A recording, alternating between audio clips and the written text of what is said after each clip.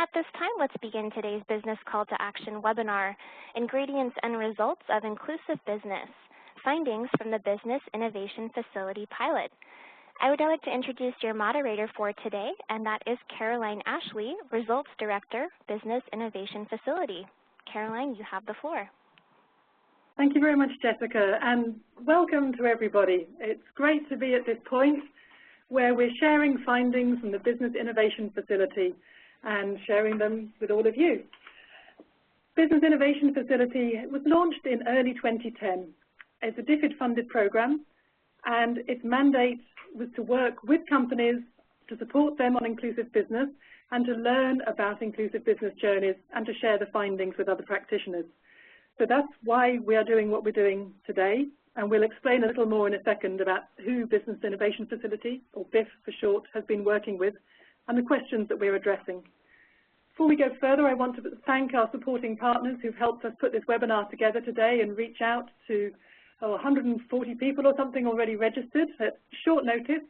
We have the Business Call to Action, a global membership platform which encourages private sector companies to develop innovative business models, pretty much a similar objective to Business Innovation Facility, and Business Fights Poverty, the world's largest online platform for professionals harnessing business for development impact. Again, a very shared objective with Business Innovation Facility. And of course, our own online practitioner hub on inclusive business, where BIF collaborates with Innovations Against Poverty to share knowledge with practitioners of inclusive business. So you can see why these organizations are all collaborating together, because we're all trying to do pretty much the same thing in some slightly different ways. So it's fantastic to be working together today to share our results with you. Now I'm going to ask my colleagues who are here in the room with me to introduce themselves so you know who we all are. We've been working together since the very beginning of 2010. Soji, why don't you go first? Okay, thanks, Caroline. I'm Soji Apampa, Country Manager, Business Innovation Facility, Nigeria. Carolyn. Thanks. I'm Carolyn Trung. I'm the Monitoring and Evaluation Manager for the Business Innovation Facility, and I have worked mainly based from London. And I'm Caroline Ashley, and I'm the Results Director for the Business Innovation Facility. So, we have been working, some say in the weeds of inclusive business. Our old manager would say under the hood in her American accent, in the engine. Ellen, I think you're there. I hope you noticed that note to you. We have been working in the details, in the nitty-gritty of inclusive business with hundreds of companies. And many of our findings and knowledge about what's happening in inclusive business, how it works, how the distribution channels work, what products work, how NGOs engage with farmers, a lot of the details are already on the practitioner hub, in insiders, in checklists, in all kinds of things.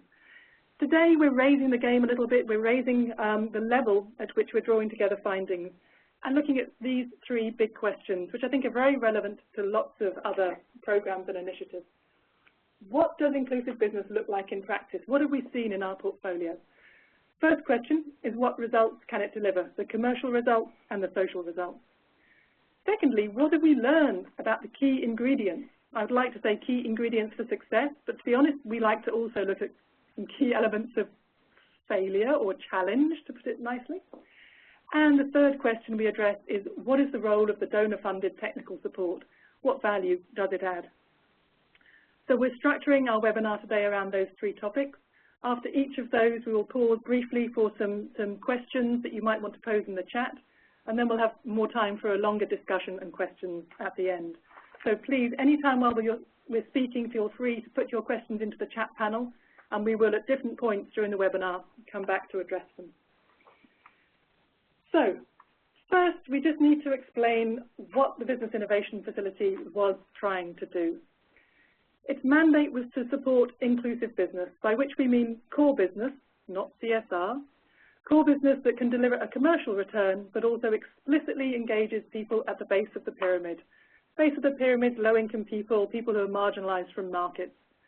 It could engage them as consumers of goods and services, or as producers supplying inputs or labor to the supply chain, or as entrepreneurs and distributors. Our mandate was to support inclusive business in two ways. Firstly, by giving technical support directly to companies on pretty much a one-to-one basis, and secondly, to learn and share knowledge on inclusive business. So those were our two instruments. the technical advisory support, and the exchange of knowledge. And we have a long chain of logic, which is, again, is in one of our recent publications for those that like to assess chains of logic. But at this point, I just want to mention our two assumptions that underpinned our logic. One was that supporting inclusive business is of value to donors. Businesses can deliver social benefits at the base of the pyramid that help reduce poverty. And the other was that there was value to businesses. The technical support can help businesses achieve their inclusive business journeys and their commercial objectives. We'll come back at the end to how we think those assumptions have been validated. Moving on to our actual portfolio, what are we drawing lessons from? So Business Innovation Facility works in 5 countries, and only 5 countries for the technical support. We are drawing today mainly on what we have called our long projects, where a company that was developing inclusive business received between 3 and 24 months of technical advisory support. The cost to BIF was around £50,000, about $80,000, not enormous, and generally matched by the company. We also had 68 short projects where we worked with 300 to 400 companies, sometimes one-to-one, sometimes in clusters, which were often earlier stage. But we're drawing today really on the portfolio of 40 companies that were in the what we call long projects. Those 40 companies were selected by the input was selected by an independent selection committee, where the main criteria are that the business idea had a solid commercial proposition. It did not have to have reached viability yet, but it had a solid commercial proposition. It had high potential to achieve social impact at the base of the pyramid, and it was innovative. It was trying to do something new, at least in the market in which it was operating. And the other implicit criteria was we were learning.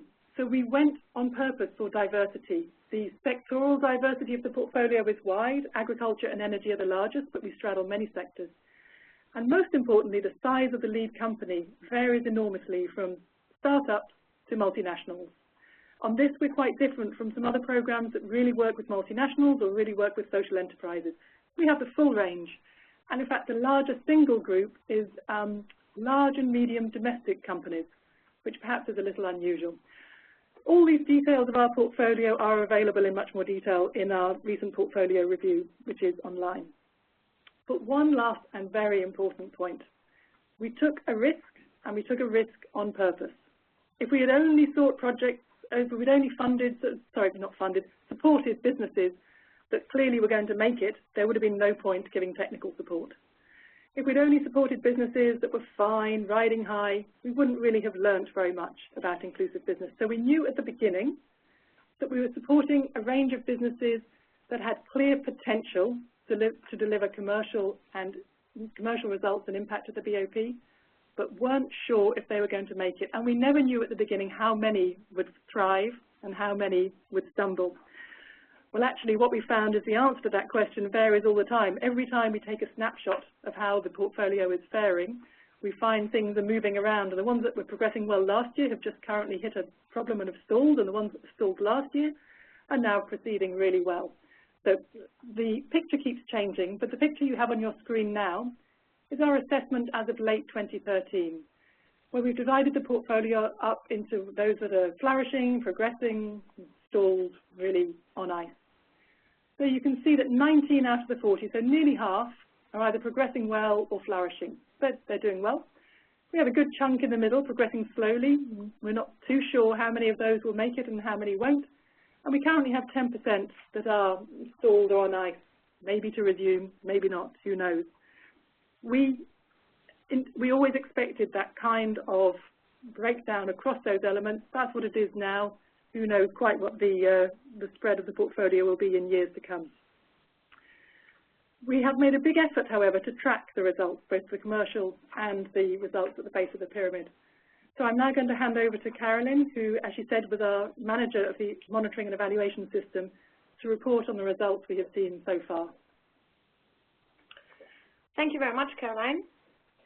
And as Caroline said, I will now give you at least a short and quick insight into some of the results, but all the detail is also published for those of you who are interested to see more than what you will hear now. Now, in order to understand what type and levels of both commercial and social results inclusive business can deliver, before doing that, it is important to understand at what level of maturity those businesses actually are. Caroline has just shown us how we are assessing progress at the moment. And what you can see on the slide now is our current assessment of project maturity as of late 2013. At the beginning of application to BIF, over half of all the businesses had already been developing their inclusive business model or venture for 3 to 4, some of them even more years. Now, at the end of the pilot, as you can see from here, the vast majority, so 66%, are in that middle section, either at early operation and validation stage or moving into early implementation. This picture of project maturity is also reflected when we look at the commercial results. The commercial results are emerging, but they are certainly early stage.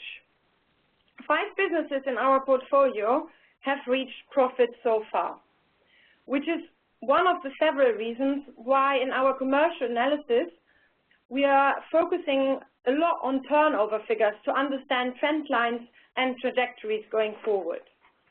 And as you can see from this graph here, the expected growth in turnover is impressive. However, let me note here that those figures in the graph illustrate average turnovers, and variability between the companies is actually enormous. Just over half of the businesses expect around $2 million of turnover, whereas the largest 5 are anticipating turnovers of something between $13 million and $85 million. If we move to the next slide, the actual turnover data that we have is somewhat limited, but the data that we have available from about half of the businesses in our portfolio shows us that although actual growth is lower than previously anticipated, we can see a steady growth of 62% between the year of the BIF baseline and 1 year thereafter. Still looking at commercial results or trajectories, we can also see that businesses are indeed pursuing strong commercial drivers. And there are 2 interesting messages I want to show with you here. Firstly, and you can see that reflected in that table on the slide, the specific drivers that companies identify as their top priorities seem to differ slightly between models that focus on low-income consumers, so either selling products or services to people at the BOP, and models that focus on benefiting low-income producers. However, both models have clear strategic drivers that have to do with markets and profitability. The second interesting fact is that despite their overall early stages, about 50% of the businesses in our portfolio are actually already feeling initial evidence for those long-term commercial goals being realized. Moving on to the development or social results, we can see again a somewhat similar picture to the commercial results.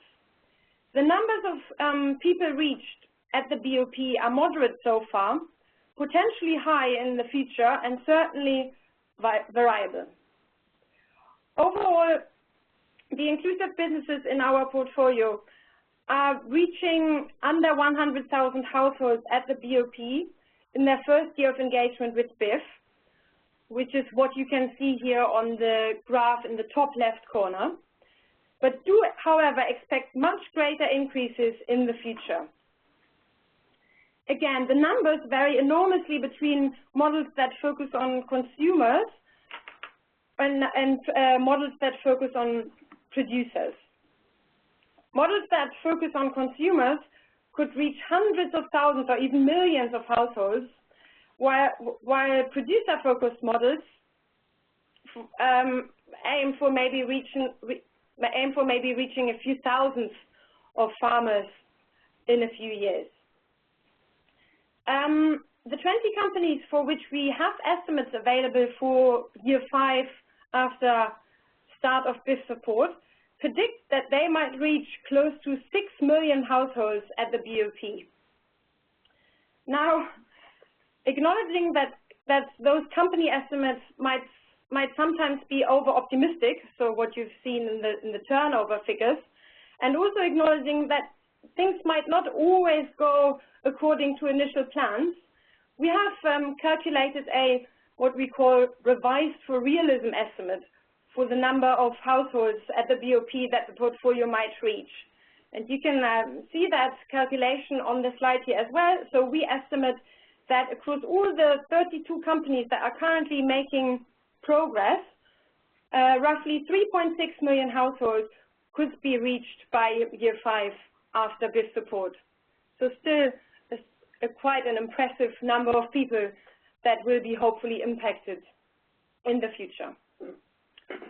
Of course, development impacts are not just about the numbers, but about the actual people that are behind those numbers and the question how people's lives are actually impacted. And just to give you some examples of how that's already happening, you can see here on that slide, in the top left corner, you can see farmer Madhavan in India, who is using his mobile phone to make an mKrishi query. Before using mKrishi, which is a technology platform to provide mobile advice to farmers, Madhavan used to spray pesticides on his okra 6 times, as was recommended by the local shopkeeper. Based on advice from mKrishi, he now switched to a different composition of pesticides, which cost him about 50% less and is only needed 4 times. As a result, he experienced a 15% increase in his okra yield. In the middle there, you can see people living in Lower Bondo village in Malawi.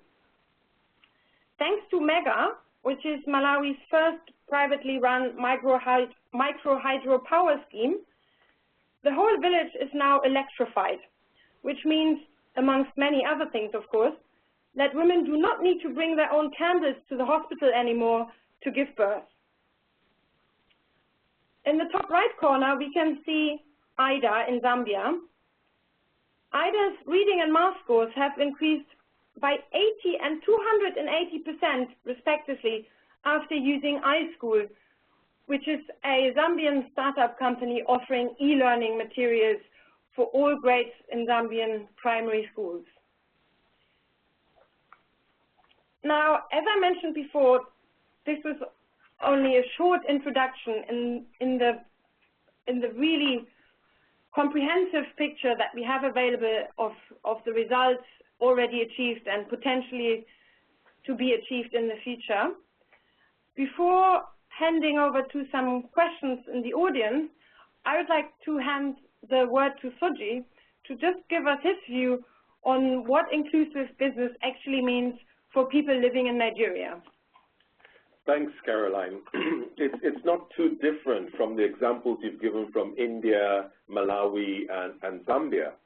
For instance, in northern Nigeria, extreme northwest of Nigeria, where young girls are involved in selling milk, there is a company who have created their dairy business around helping these young girls to go to school by paying a premium on the milk that they buy from their parents, bought from their parents, but in exchange for the girls going to school. And in exchange for this increased income, there's also an attempt to improve the livelihood of the girls in the process. There's also a company that instead of continuing the gas flaring in Nigeria, is providing affordable cook stoves to lots of low-income families in Nigeria, in a place where cooking with gas was seen as a preserve of the rich people in society, and the improvements in health and so on was only for the richer people in society. That is also being changed. But it's not just all social. Those companies are after a profit, and they're trying to build a business model that will enable them to reach the bottom of the pyramid and at the same time build a business with revenues increasing and profits increasing. Finally, farmer cooperatives as well. In several areas in Nigeria, improving their yields, improving their incomes, in exchange for guaranteeing supply to producers, people who need their produce. So making that linkage, making sure there's an alignment of incentives, that's part of what this business model has been doing for people in Nigeria. Thank you very much, Soji. So that's a few answers on the first question about the commercial and social results that inclusive business can deliver. Let me just quickly deal with one of the questions that has come into the chat on the consumer and the producer side, the difference between the two and some examples. Because Soji just mentioned the girls and the business where people are supplying milk. We count that as a business that is sourcing from BOP producers. Milk is one. We have a cattle fattening project in business in Bangladesh, another one that's fish rearing also in Bangladesh, tomatoes in Bangladesh, cassava in Bangladesh. We also have cassava in Malawi, oilseeds in Zambia. So whether it's crop, fish, cattle, whatever, these are businesses we count as producer-focused, and where people at the base of the pyramid basically benefit from earning income. And as you saw in Carolyn's slides, the project tends to be, sorry, the turnover and the numbers of people at the base of the pyramid reached through these producer-focused projects seem to be much lower than a single consumer-focused business. But nevertheless, obviously very significant for the people who are earning new income. The consumer businesses, we've already heard about several. Carolyn mentioned Ida, what's her name? The student Ida, who's benefiting from iSchool, which is learning resources. Soji mentioned the stoves. We heard about Nkrishi, which is aiming at farmers but with access to information, so that's information service, and Mega for energy. These we all count as consumer-focused businesses. We've had another question coming in about how we have calculated the revised realism figure. We have just published our full portfolio review, which if you're really into the detail and want to go through the 75 different slides and graphs that separate year 1, year 5, estimates, optimism, producer, consumer, if you're into the details like we spend a lot of our lives, we have put that in the public domain, which we're glad about. Very briefly, we took the estimates from all the businesses that could supply estimates for year 4 and 5, which is about half the portfolio. We scaled everything down by 30% because everyone's always over-optimistic about how quickly they can achieve their results. We actually have, I think, 1 or 2 businesses that exceeded their estimates, but everyone else was slower to reach their goals. Then we took our analysis of how the business was faring, flourishing, progressing quickly, slowly, and everything, and we scaled the estimates down according to the status of business development, and then we added it all up again, and that's how we came up with a revised realism. So it takes off a bit of optimism, and it also assumes a mixture of success across the portfolio with a high share of the flourishing ones succeeding and a lower share of those that are progressing slowly and none of the ones that are cancelled. But anyway, more detail is in the portfolio review online to go into that. Do people have other questions on the commercial and social results that inclusive business can deliver in our portfolio? Please feel free. Oh, and please could you type them into the, if you type them in the chat and send it to all attendees, I think actually we panelists aren't seeing them. So if you type them in the chat, please make sure you're sending them to the panelists, or just put them in the Q&A section, which is fine. Let's see. Sorry, we're just checking for your questions and making sure we're actually seeing anything that's coming in. And we have another question about how different is inclusive business from social business. I think we mentioned that we have some social enterprises in the portfolio, some startups which are quite mission-driven. They intend to make a profit, but their core business is doing something that is like iSchool, developing online educational resources, like Mega, developing micro hydropower for remote communities. Those ones you could certainly call a social business, like BCtA in Bangladesh, which actually transitioned from being an NGO program to a business. But then we have other ones that are very clearly established companies that have been operating in this space for years, where they're doing toilets or biscuit manufacture or beer brewing, whatever, and are now developing an inclusive business, which is just part of their business, which sure has a social mission, but I don't think they would call themselves social businesses. So at that point, I think we will move on to the second part of the webinar to try and explain what we have witnessed about the key ingredients of inclusive business models. And this comes back again to the separation between the consumer-focused and the producer-focused models, because of course they're different. The first point we have witnessed actually cuts across them all, and it's to do with the length of the journey. Carolyn mentioned that many of the businesses had already been developing their inclusive business model for 3, 4, 5 years when they received support from BIF. Nevertheless, they're still 5 years away from really operating at the scale they want to see. So we estimate that it's a 10-year journey from inception to scale, and that most of them are around year 4, maybe 3, maybe 5 in that journey. Looking more specifically at the consumer-focused models, although they're incredibly diverse in terms of their size and their country and their products, we looked across them all and actually found some quite similar challenges and some similar ingredients in what they were trying to do.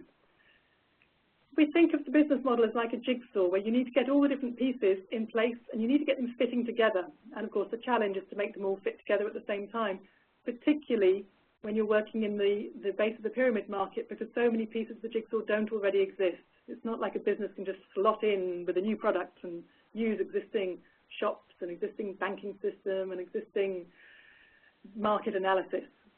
So looking at the consumer-focused models, of course they have to get the right product, but it's amazing how much the products that the companies are working on have actually evolved as their understanding of the market has evolved. Again, we've mentioned the iSchool example, and there is a deep dive case study on iSchool and their provision of e-learning resources. Their product has evolved enormously as they have developed, and they now have tablets, which are very robust.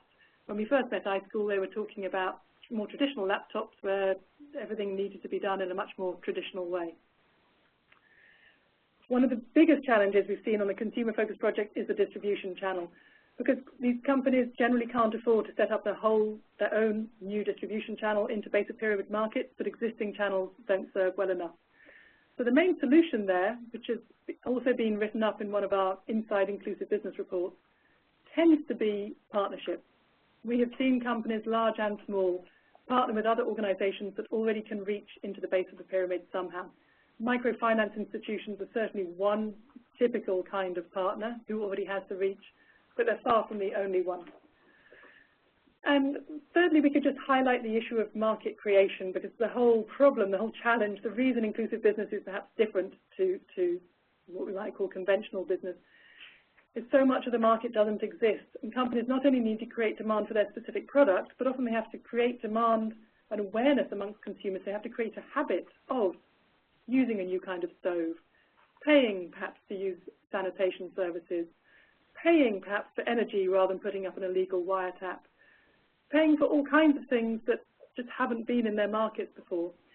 So they've had to try and internalize that challenge into their business model and find ways to afford ways to create the market, or link up with partners, business partners, NGO partners, and government partners to invest in market creation. And that is a big challenge. So those are some of the pieces of the consumer jigsaw. Again, you'll find much more detail, and we will be pulling out more details on this in one of our final reports in January. But let's look now at the producer jigsaw, which at first sight looks much more simple. It's only got 4 pieces, not 6. Obviously, you need the smallholder products, whether that's cassava, tomatoes, or fish. Obviously, you need the production system, seeds, extension advice. But we really want to flag the other two, credit to make the whole system work, because often there's a lack of credit for anyone to invest in the system to achieve the productivity that reaches the market, and the intermediary functions, where some businesses have really struggled because companies don't tend to be skilled at engaging with lots of smallholder farmers, but equally, who else is skilled? There are problems with government services, NGOs have certain agendas and certain sets of skills, but it doesn't always work out that well. So we've seen the intermediary functions as a real challenge for the producer-focused business models. I mentioned we have some deep dive case studies. You can certainly find more details on some of the producer-focused models from Malawi and Bangladesh in there. But at this point, we're going to turn to Nigeria, back to Soji, to tell us more about a couple of the businesses that have been working with farmers there. Thanks, Caroline. It's been diverse, the sorts of opportunities we've encountered in Nigeria, but I'll present two which show like two different ends of the spectrum. One is a large bank that decided to go into agriculture as a way to strategically grow the bank into a dominant position. You know, the World Bank says that 70% or more of Nigerians live on less than $1 a day. That gives you about 100 million people. And agriculture, which accounts for the occupation of most people of a working age in Nigeria, accounts for 42% of the GDP, not oil and gas. It's actually agriculture that's the big thing in Nigeria. So finding any bank that manages to find a way of tapping into that market will find a way of getting the growth that they need for the medium to longer term. Many banks, of course, could potentially be involved in agriculture in Nigeria, but most of them only finance local purchase orders and are not really into agri-banking. So the trick has been how to find a smallholder finance scheme that provides for a share of the 100 million or so unbanked people. And the way that this bank has gone about it is to look for how to improve the yields, the incomes, and guaranteed offtakes for those who are the smallholder producers, in order somehow in that mix to be able to find their own fortune, if you like.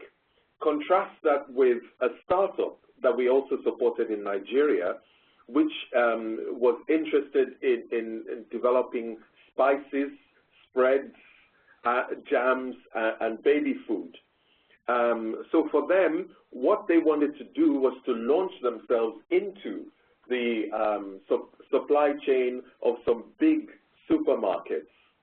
And to gain that credibility, they needed credible sources of supply. They needed to have the quality guaranteed, the quantity also to be stable. So for them, they had to link up to farmer cooperatives, and through that get the kind of returns that they're looking for. So you have two different sizes of business, but both of them making their own returns from being able to engage with the smallholder farmers by squeezing out the middleman, but for very different reasons. But in terms of the challenges, there were big challenges faced by the bank, because now in trying to ensure that there are improved yields for the smallholder farmers, they had to ensure that there were guaranteed off-takers who would buy up the produce that is being cultivated by the smallholder producers. It meant they had to go into all sorts of bits in the value chain that is not their core business. And to do that, they had to partner with organizations at every level of it in order to keep the risks low for themselves. This is not a unique or particularly innovative thing that is being done in Nigeria, but if you compare it with things that are happening around the world, but for Nigeria, it was very innovative because no one else is daring to take that kind of risk. And that's the important part of what the bank has been doing. For the startup, the biggest problem they faced was around the research and development that they needed to do to create a product around baby food. They were hoping to replace some of the purchases that are made by international agencies like UNICEF. They would like to get into that kind of supply chain, but to develop a stable product they found is probably outside the scope of what a startup is easily able to reach out for. So the summary of the challenge we found for the bank was that returns for the bank will only arrive when full scale is achieved, which means that lots and lots of farmers are benefiting, lots and lots of farmers are being helped, then the bank will reach the kind of returns it's looking for. But for a startup, it was the other way around, where the startup tends to get the impact on their revenues from the beginning, and until they scale up what they're doing, the farmers do not quite benefit as much because you need large volumes of purchases to come from the startup in order to be able to impact the lives of the farmers. So where are we currently with these two examples? For the bank, improvements in yield and incomes have been reported by the farmers from a base of $272 per year, and from the cultivation of 1 to 1.5 hectares. About 540 rural farmers currently benefit from this, but it looks set to grow to about 3,500 farmers by 2016. This is still a pilot project for the bank. And so it's a potential game changer for banks in Nigeria if a bank suddenly finds that through helping the farmers, it's able to bank 3,000, 10,000, 20,000 people. I think the other banks are going to sit up and begin to wonder what they can also do in this space. For the startup company, they have already started supplying the supermarket chain that they targeted from the beginning. They've gone on to raise equity finance. They've also bought their own factory space. They've been able to improve their production.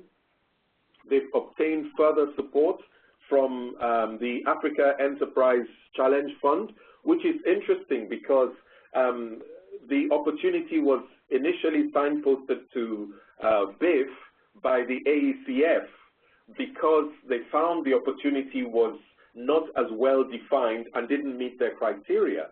But after this startup got a hold of the monitoring and evaluation tools and products from BIF and was better able to structure their arguments and their thinking, after a year and a half of support from BIF, they were able to go back and now receive support from the same AECF, who was very happy to support them at that point. So what can we say in conclusion? The startup company is likely to keep growing in the next few years, and they are doing quite well.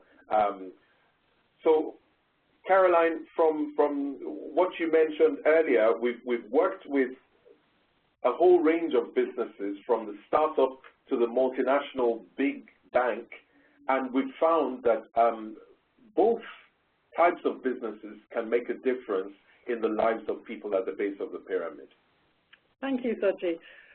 It's interesting, we're getting questions in, I think particularly on the Stanbic Bank example, which are actually very, very hot questions because they're exactly the issues that emerged in the deep dive case study on Stanbic IBTC, which was launched last week. We'll post the link in just a second. But so, Soji, we probably don't need to go into detail here, but let's ask you to address a couple of them. Okay. Because people are asking, how is the bank mitigating the risk? Because most banks struggle with risk, as we know that's something that this model has really focused on. And how are the farmers actually accessing finance, and are they collaborating to form cooperatives? Yes, to start with, the bank is only dealing with cooperatives and lending to cooperatives rather than lending to the individual smallholder farmer. It's very difficult otherwise. But through the cooperatives, the farmers actually have accounts with the bank. But how the bank has mitigated the risk is to look at every single step in the chain and come into arrangements with third parties that can help them manage the risk. I think that's the best way I can describe it at this point. But for the full detail of what the bank is happy to share, it's in the deep dive case study, and I think it's best for the person who's put up the question to actually look through the case study, which is available online to go through. Thank you. Certainly one of the findings in the case study is that it's a model to us which has made the biggest attempt to close down risks in this whole agricultural system. When we compare it to the other producer-focused and agriculture-focused models, which have been really honest with us, and in the deep dive they've talked about how they have struggled. Things have gone wrong. There's a lovely case study from Bangladesh where there was a great pilot. The harvest failed, but the pilot worked in terms of showing lessons of what works and what doesn't and how to improve the business model. But risk was a real issue there. And there's another case study of a cassava business in Malawi where, again, risk has come up with the risk of insufficient quantity. So Stanbic is very interesting because of the ways they have closed down risk. People are asking for links to the case study. We are going to get those posted in the answers. Someone has asked about the number of producers that can be reached. Steve Morris, does the panel think there is scope to achieve significant scale for producers, 10 or 20,000 producers, through such inclusive business models? Well, now, Stanbic is an example which is selling banking services rather than actually buying, although, of course, their clients are doing the buying, and it's one of the farmer-focused models with the biggest reach. I'm going to come back to Carolyn, because she's been looking at the numbers of people at the BOP reached across the producer models, so just add another comment on that. Well, I think if we look at specifically the Stanbic numbers, they are aiming for numbers higher than that. If we look at the more, how can I say, traditional models where a company is sourcing a specific crop from smallholder farmers and maybe they have not sourced that crop before, or maybe they have previously not sourced directly from smallholders, which is more the spices example that Soji gave from Nigeria as well. I think the average of targets that those companies have, even in a few years from now, are lower than 10 or 20,000 producers. Yeah, but there's a slight difference here. In the case of a company buying from a cooperative, the company is just incorporating them into its own supply chain. So it's without the volume of purchases, you don't really impact on those poor producers. But in the case of the bank, the poor producers are actually the target of the bank. It's somebody else who's doing the buying. They are facilitating efficiencies in the whole value chain and trying to remove the constraints in the value chain from the business being fruitful. For example, ensuring that there's somebody available to buy up all that the farmers can produce, ensuring that the farmers have access to good quality inputs, and that the input provider is also part of the agreement, ensuring that the farmers are properly coordinated and making sure that they're working in cooperatives.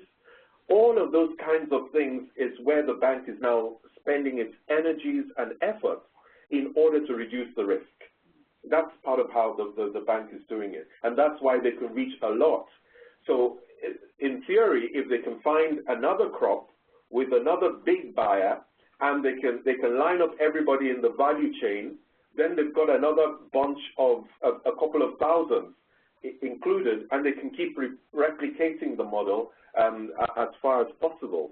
So that's why they're able to reach a lot more than, say, a company that's doing the buying.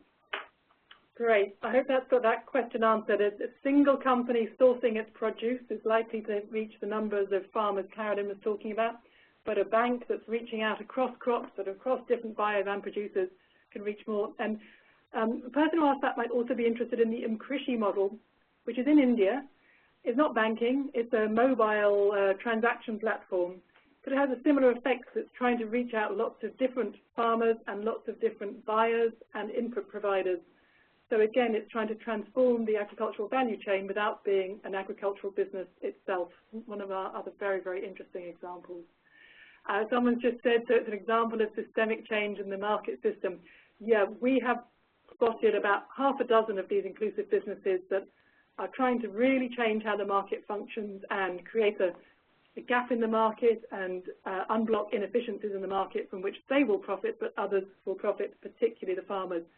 And Sandvik is one of them, and the Krishi one that I just mentioned is also one of them. So yes, Steve, we agree with you. Pamela Decker asked about going back to the jigsaws. Perhaps we could just go back to the producer-focused jigsaw, that the distribution channel was an issue in the consumer one, but not in the producer one. Yes, well spotted. The distribution channel is to really reach your product out to the consumers so they can buy it. I guess in this producer-focused one, the converse of that is the intermediary function. What's the channel that reaches directly to the farmers, whether it's with information, extension, or actually doing the aggregation, the offtake, the aggregation, the bulking, the transport. So in this model, we haven't called it the distribution channel, we've called it intermediary functions, but there's no doubt that's the problematic one. Now, I think that's most of the questions on this specific example. There's a number of questions which are to do with reliance on donors and our generic measurements. We're going to tackle those, come back to those after the next section where we look at the role of donors more. So I'll just check for any more questions about these business models, these jigsaws, these journeys, these ingredients of success and failure. Third parties are insurances. Okay. Yes. Basically, I think what the person is saying is that the bank has used the third parties to insure themselves against risk, and that is quite correct. Yeah. And just a final word on these sort of key ingredients. So as I mentioned, some of our written materials are still forthcoming, and we have also looked at some of the ingredients that cause, let's say, delays or maybe failures, and there's some really interesting lessons there as well. Obviously, when people leave the project, that has emerged as the top one, the champion leaving. But there's a host of other ones about lack of access to finance and the business model not quite working. So we'll be sharing more on those as well. Right, let's move on to our, just our final conclusion on these 4 Ps of the business model that works. You'll now see on the slide, we've come up with our own 4 Ps of inclusive business, not product, price, and placement, and whatever it is, but we have come up with a pilot that is needed for testing, and it came out so strongly in the BIF model. You need to test the model and learn and change it. Passion, of course, that's very obvious for the intrapreneurs and entrepreneurs. Passion goes a long way in those early years. But we really want to highlight perseverance and partnership. Partnership is what a lot of the companies have used to solve the challenges that were beyond their own comfort zone and beyond their existing skills. And perseverance is the key thing, going back to this long 10-year journey. Carolyn mentioned they have very strong commercial drivers, and they are perceiving them. And very few companies really have given up on the inclusive business model that they started on and for which they engage BIF support. The rest are going, and sometimes we're actually quite surprised at how strongly they're sticking with it. And we see that as because they have strong commercial drivers, and they have perseverance, and they see a real long-term goal. So they're sort of on the train and saying, come on others, jump on this train. Right. How easy is it to make a case for a pilot project? So do you just want to touch on that one before we move on to the next section? I think that is the main reason that BIF has been useful to many companies, because quite often large companies who can afford to do a pilot, they set up a chicken and egg situation for some of their managers who said, I have to be able to show that I can reach certain objectives and show also the business model of how I can reach it in order to be able to get the go-ahead to pilot it. But I can't really get the funding to pilot it without getting those numbers together. This is where BIF has typically supported businesses to do some of this research, to put together the case study, working alongside the company, to then enable them take those kind of internal decisions to be able to get the pilot approved. So it's one of the ways where technical assistance has been very useful for large companies. It provides that safe space outside the revenues of the company itself to be able to identify what needs to be done, which is why some fail, some succeed. But at the end of the day, there is a lot of learning from it. They understand what works, what doesn't work, and then it encourages the business to be able to invest in what does work, because the project has helped them minimize the risk to themselves of going this route of inclusive business. And it's really important for the BIF to have supported them in that way, because what BIF is looking for is the social impact at the end of the day, and the sustainability, that the alignment between the revenues of the company and the focus on social impacts then produces in the end. So, yeah, it's a long answer to a really important question. You're very much taking us into our next section, which is exactly that. So you're saying that a pilot is very important for the company to learn, and one of the fundamental roles of BIF has been to support that pilot testing, learning process, because our core assumption is that getting the business model right is the right thing, and that's where we're helping them. So we're now going to look a little bit at the feedback that we've received on whether, how, why the technical support from Business Innovation Facility was useful to the companies as a part of the answers to these questions of what is the value of donor support. We'll then come back to some of the other questions we've had about donor support and reliance on donors. Dodgy, I'm going to present the feedback that we've had from across the portfolio, and then ask you to sort of comment again on that from the Nigeria perspective, in addition to what you just said about our role in piloting. So we have obviously asked the companies we've been working with for their feedback on how valuable was the input. We just want to emphasize that the input was tiny compared to what they themselves are doing. The companies have invested well over £100 million across the piece into these different businesses, some of them quite small investments, but the largest one I think is around $23 million. Variable, but it's their business and it's their journey and it's their investment, and our technical support is a small addition to that.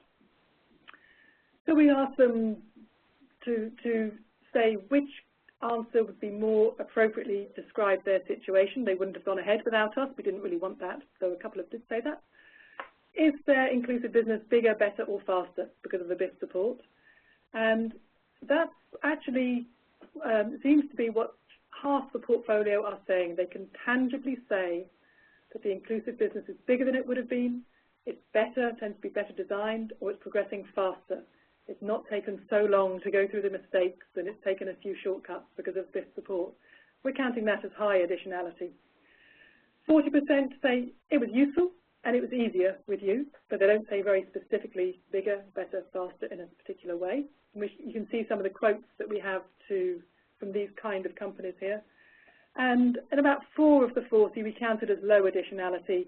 It was useful, but to be honest, we didn't really help the company get past whatever the bottlenecks were that were being faced. So that is based mainly on company feedback. Now, we talked before about the revised for realism estimates. If the BIF portfolio reaches 3.7 million households at the base of the pyramid in a few years from now, we as BIF clearly couldn't claim we delivered that. Our input was pretty small compared to the companies. And for some of them, if the additionality was low, we certainly couldn't claim it. So we can't say what would have happened without the BIF support. We think more models would have been a bit shaky and more would have not really progressed, but we don't know how many. What we have calculated is of that 3.7 million, given what we know about our additionality, how many can we plausibly link to our technical support, to the input? How many might be attributed to some strong impact from BIF?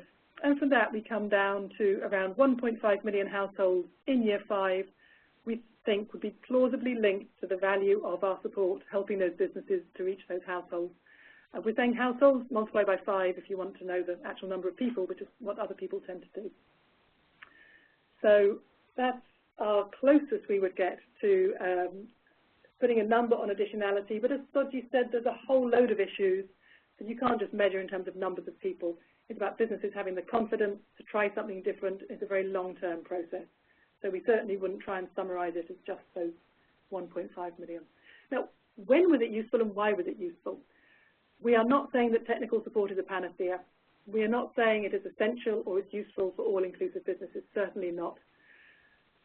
If we explore with the companies why it was useful and for whom it was useful, these are some of the issues we've seen. And this again builds on what Soji said. It seems to be most useful when it came at the right time, when a company was trying to do something new and needed a hand, or a specific team inside the company was trying to do something, didn't yet have it proven inside the company. It was valued, many of the comments we had were about the value of an independent perspective.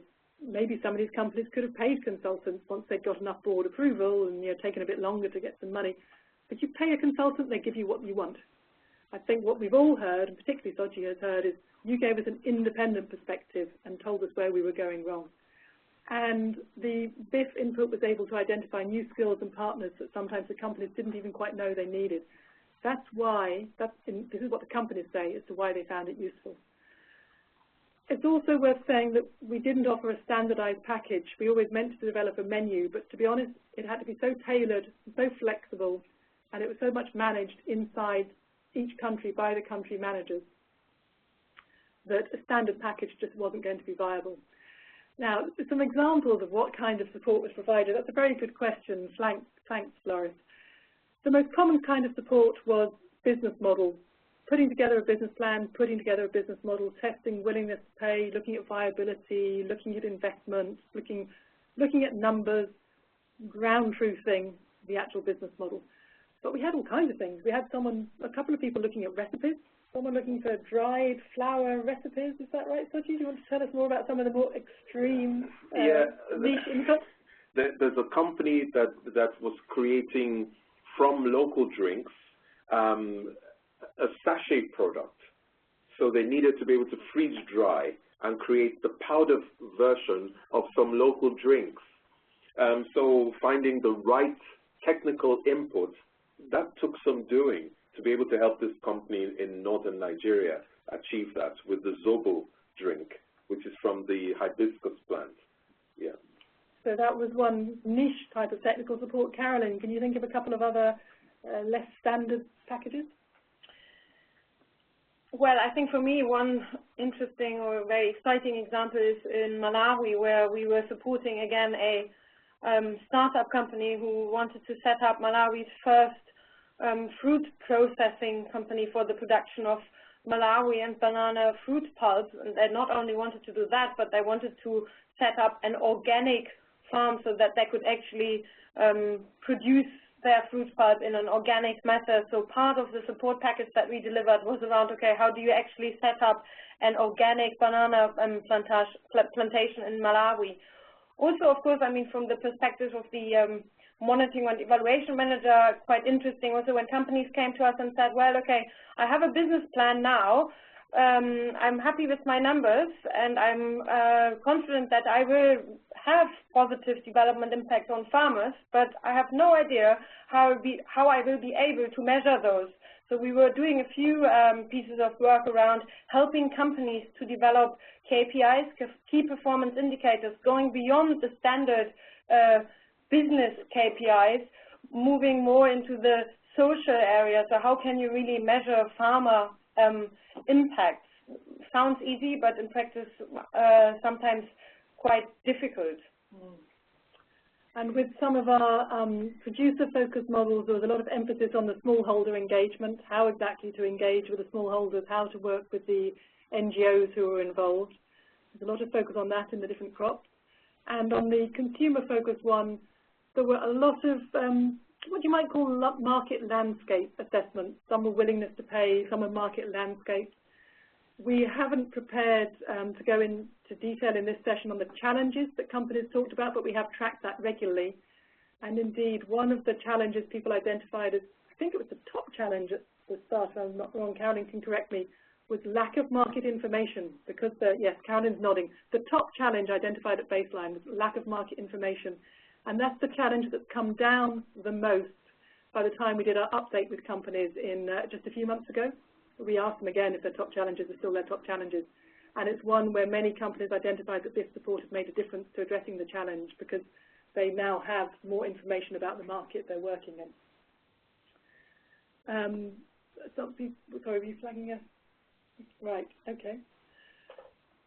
So these are some of the reasons that people are seeing the technical support as useful, but very different types of technical support. As we're emphasizing, it was tailored to what they were looking for at the time. But you'll see on the bottom of the slide a couple of warning triangles. You know, clearly, it doesn't solve everything. As we said, there were cases where we might have made a really big difference to the business model, helped the company rethink it, but they're still in our progressing slowly category. That's true of a lot of our ones that count as medium additionality. The business model changed a lot, but it hasn't taken off yet.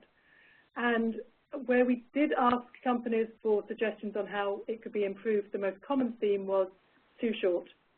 Don't just pilot something with us, help us see that through into implementation. We had quite a few comments on that.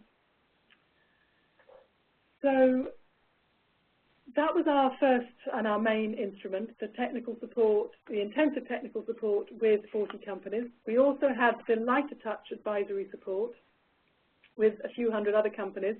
Well, we haven't prepared slides on the feedback there, but I have to say it really surprised us in how positive it was, where we sometimes would have workshops with a cluster of companies. And even a year later, people can say what they're doing differently as a result of it, and very high percentage found it useful or very useful. So even the much lighter touch support has come across as useful. And then finally, our other instrument, another mandate, was of course the knowledge exchange, the knowledge sharing. It's extremely hard to know how people are using the knowledge that you've shared with them and what difference it makes to them, especially when it's online and quite impersonal. For the workshop, 400 participants, we've got their feedback forms. We know what they've said they're doing differently. But for the 80,000 people who we've reached through the Practitioner Hub, we don't tend to know what they're doing. A few of them pop up in our inbox, which is wonderful. What do we know? We know we've now reached 80,000 unique visitors in 190 countries. As we only marketed in about 20, it does suggest that there's a lot of other countries where people are seeing value and spending time online to find it. We do know that visitors from the south are growing faster than visitors from the north. And from some of the emails we get, we know it tends to be people that don't have information overload, which some of us in London or Lagos suffer from, but people who are really seeking out information about what other businesses are doing. And that the number of visitors per month is now around 6,000 a month onto the Practitioner Hub. So we are seeing an appetite for information on what others are doing and finding. And the information that we share on the Practitioner Hub about the different businesses tends to be one of the most popular parts of the hub. So given limited information, we have a sense that there is a hunger and an appetite out there. Those are some of the findings on additionality. For the more technical people who really want to look at donor additionality, we will be producing a paper with more of our evidence and our assumptions to look at donor input in January. I know we had a question some time ago, I think it was from Adam, asking about whether businesses risk being dependent on donor input. I think maybe we've kind of addressed that by saying how small we were, but would one of you like to just add a comment to answer Adam's question on that? Yeah, the first thing is that cash was not part of what was offered. Only technical assistance, there was no cash. The second thing was that, again, it was short inputs very specific inputs, and the orientation of the inputs was to help the company get alignment between their needs to improve top line or bottom line results and how to get social impact at the end of the day. How do you build that business model? So it was not long enough to create a dependency, and the idea was to find ways to help the businesses help themselves to achieve what they wanted to achieve. So, Caroline, I think it was very difficult to create a dependency. And also the kinds of amounts we're talking about were minuscule compared to the kinds of investments that the companies were themselves making in many cases, not in all. Yeah. The sweet spot. When we were sitting around in these rooms nearly 4 years ago trying to design BIF, we talked a lot about the sweet spot, where a company wasn't necessarily going to make it easily or quickly on its own. So technical support would make a difference, but it had enough impetus for us to be confident it was worth investing taxpayers' money into it, and we could help it get there. And none of us knew if we'd find a big sweet spot or not, but I think our sense is that actually in all 5 countries that sweet spot has emerged, but in different ways. So they're not dependent, as Soji says, on our input, but the input has made a difference and the companies are making real progress. We're getting quite a few questions about what we would recommend more generally for donors and what's useful input. We'll come to those in just a second. I want to come back to a question that was posted a while ago looking at us as a donor program trying to draw results. Someone asked, across this diversity, how do we have generic measurements and what kind of generic key performance indicators? Carolyn, why don't you answer that one? Sure, and we have, let me focus on 2 points here, and then let me also say that we have a publication that explains our whole M&E system. So if there's further appetite, I think it was Maike who asked that question, then I would certainly encourage you to have a look at that. But it's a great question, I think, and certainly, yes, I agree. We have a lot of diversity in the portfolio, and the question, well, how can we compare the turnover of a small startup in Zambia with the turnover from a inclusive business venture that is being developed by an established big Indian conglomerate, even if, of course, we are not looking at the company's whole turnover, is very relevant when we designed our system. So 2 points, as I said. The first point being we developed a small core set of what we called universal indicators that we tried to track across the board. But then we also supplemented those with what we called additional indicators, just to allow to well, do justice to the diversity in our portfolio. And I mean, it starts with simple things like a consumer-focused model that sells gas stoves will not be able to track the same development or social impact indicators as a model that tries to source cassava from smallholder farmers in Malawi. So we had this a core set of KPIs that was the same for all, and then we supplemented those with specific additional indicators depending on the project needs. And then secondly, and that really comes back to that, or how do we compare small companies, large companies, we not only looked at these core measurable indicators like turnover or investment figures or number of people employed, we also developed over the course of BIF what we called our indices, and we developed various indices, but the main ones being what we called commercial viability index and a development index. We really wanted to get a feel for, well, how are our projects doing? What is the likelihood for them to reach commercial viability in 3 to 4 to 5 years from now? And in that, and again, it's all available in the public domain, we looked at a range of different indicators. I think for the commercial viability index, it's 6 different things that we look at, numbers and more qualitative assessments, how a project is doing. And then we weighed them and did lots of ratings and scorings to come up with a high, medium, low scoring at the end, and hoping that that would be a bit more well, accessible but also comparable to give an indication of how our portfolio is doing. Thank you very much, Carolyn. Yeah, you can imagine there's been quite a lot of work going on that, and as you say, those that like the details, keep your eye on the impact network in the Practitioner Hub. We've had a few questions coming in about scaling up BIF and what other donors can do. We'll keep those for the last 10 minutes. We'll be finishing in 15 minutes. Just before we get to that, we have an interesting question. I see one from Henning on partnership and cooperation with NGOs. Carolyn, do you want to say a few words on that? I'll add some. And then we also have a question we should probably all answer about our most impactful projects. I don't think we have one, but I think we have a few examples. And we will then look at the questions about scaling up. Yeah, so the question on partnerships, I think it already came up in that slide that I think it was titled Our 4 Ps on Inclusive Business, where partnerships was definitely one of the piece or one of the jigsaw pieces. So you can see from there that, yes, we certainly think it's a key ingredient of successful inclusive business models. Is it easy? Certainly not. And one comment maybe from my side, Karen, before you, I hand over to you.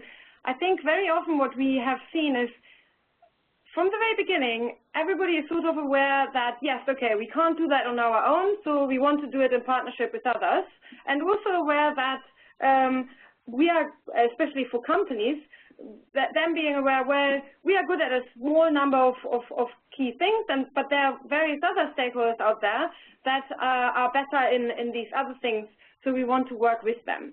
So that traditional example, probably the most familiar for many of you maybe is, okay, again, in the agricultural space, a big company that wants to source from smallholder farmers, but they don't want to be the ones that provide the extension services and the training and the whole direct communication with the farmers. So what is one of the possible solutions? We are going to work with an NGO to make that work. Now, what we have seen, and again, there's an interesting case study, I think especially the universal one on cassava sourcing in Malawi explains that really nicely, where the company went in with exactly that notion and spoke to a few NGOs at the beginning of the season and said to them, look, please speak to your farmers. We want to source as much as cassava as we can at the end of the season. At the end of that first season, I had to realize that actually something did not quite work, and somewhere in that link there was a communication challenge, so the partnership did not work as previously planned.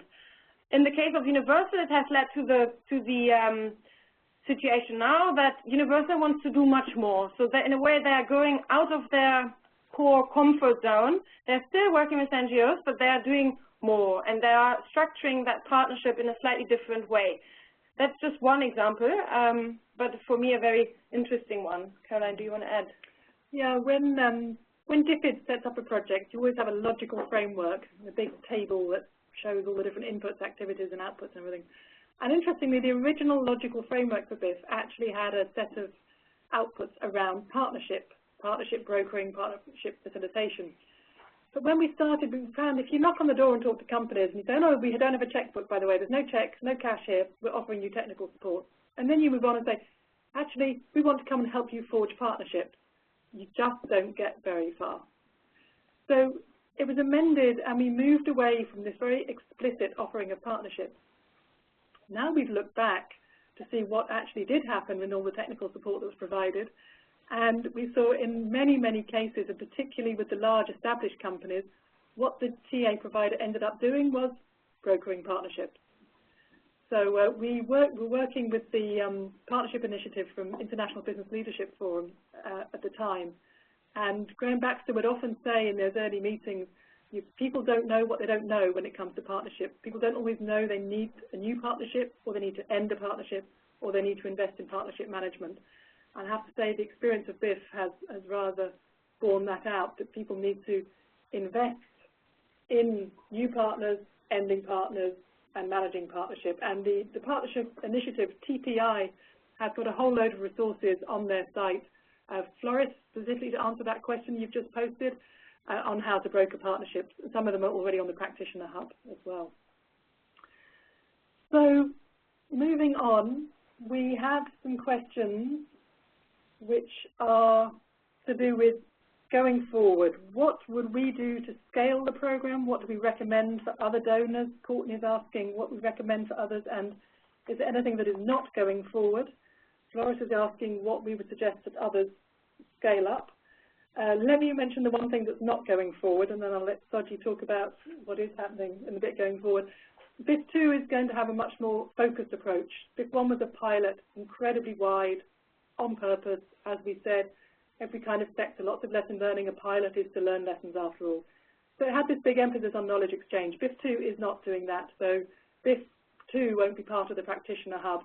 We're hoping to keep it going with some other donors. We'll announce that in January, I hope. So that international knowledge exchange element is not going forward.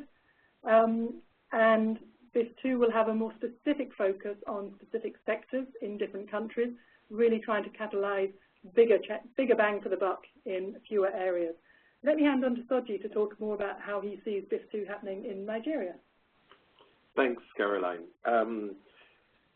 The way BIF2 has been structured is that now more rigorous market studies will be done, because with examples like Stanbic and so on, we're beginning to see the exciting end of inclusive business, that it's possible through some of these businesses to attempt systemic change and to attempt change at the whole market level.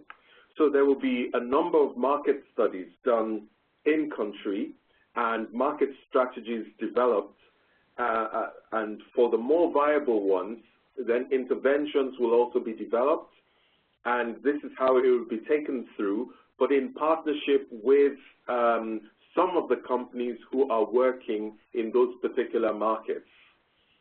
So there's a slight change in emphasis for BIF2, which is now to aim at systemic impact and systemic change from the beginning. So BIF2 is designed to go for scale from the beginning, and that is building on the learnings from BIF1. It's still early days yet, but BIF2 is also not going to be in all the countries of BIF1. BIF2 is not going to be run in India, and it's not going to be run in Zambia as well, but it will nor Bangladesh, but it will be in Nigeria, it will be in Malawi, and in a new country which has been added, Myanmar. So it's those three countries that are going forward with BIF2. And there may be more. Yeah. Maybe more in 2014.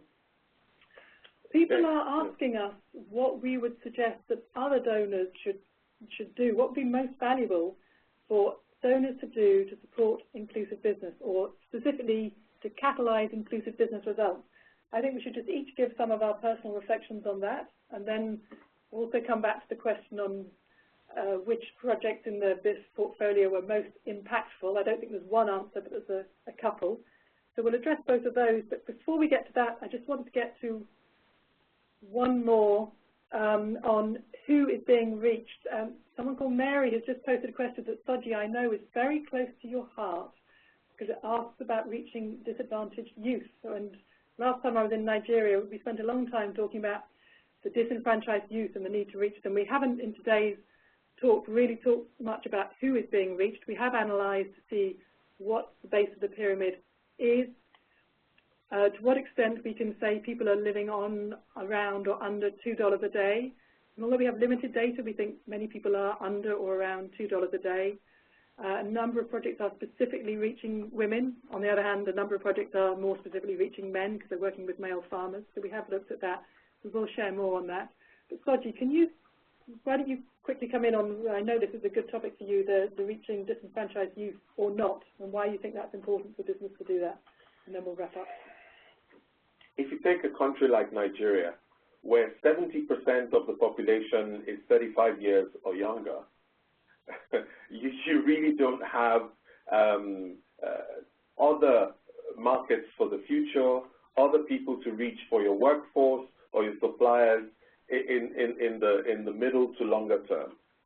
that is really where the business is going to have to learn to do things. But if we also go by what has happened in the Arab Spring, where lots of youth are unhappy about the governance of their countries, and they're unhappy about their livelihoods or the lack of it, finding things that can help the young people, especially the poor amongst the young people, is very important.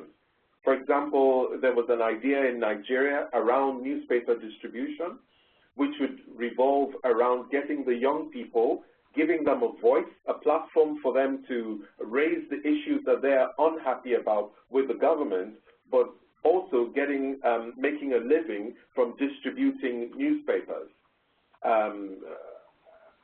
That's one idea. Another idea was around organic fertilizers. The fact that there is a lot of waste, farm waste, and so on, going in cities and in the countryside that could be harnessed and put together to feed an organic fertilizer plant.